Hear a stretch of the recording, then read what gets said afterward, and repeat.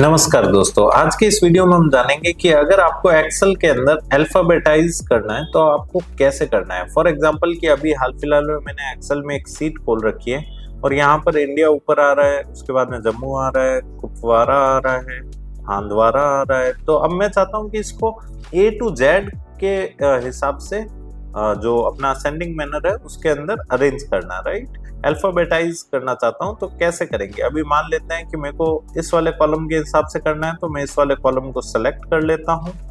यहाँ पर आप देखेंगे ऊपर में सॉर्ट एंड फिल्टर का ऑप्शन आ रहा है। सॉर्ट एंड फिल्टर में ए टू जेड और जेड टू ए दोनों ऑप्शन आपको मिल जाते हैं, राइट। मेरे को ए टू जेड करना है इसको, तो मैं ए टू जेड करूंगा। अब जैसे ही मैं ए टू जेड करता हूं तो ये मुझसे पॉपअप देकर के पूछता है कि भैया आपको सिर्फ और सिर्फ इस कॉलम को अल्फाबेटाइज करना है या फिर इस कॉलम के आगे जो वैल्यू है वो भी ऊपर नीचे हो जाए अकॉर्डिंगली, कि मतलब अगर कुपवारा के आगे 118 आ रहा है तो वो कुपवारा के आगे 118 ही आएगा, राइट।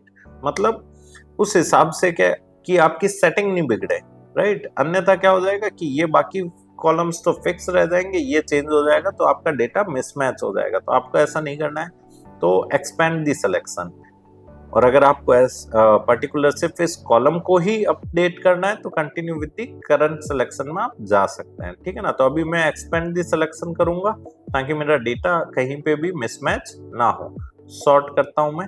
अब आप देखेंगे कि डेटा मेरा कहीं पे भी मिसमैच नहीं हुआ है और ये इस हिसाब से अरेंज हो गया। बी के बाद में सी आ रहा है, देन डी आ रहा है, फिर एच आ रहा है, राइट। कंट्रोल जेड करता हूं मैं, अंडो करता हूं। अब अपन करते हैं, एक काम करते हैं कि उसके हिसाब से मैंने वापस कॉलम को सेलेक्ट किया, sort and filter, sort A to Z, continue with current selection. तो आप देखेंगे कि मेरा डेटा एज इट इज है, बट ये कॉलम चेंज हो गया। तो अब इससे क्या हो जाएगा, मेरा डेटा मिसमैच हो जाएगा। तो ऐसा नहीं करना है आपको, राइट।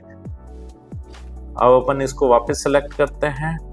अब sort and filter, Z to A, expand the selection, yes, sort.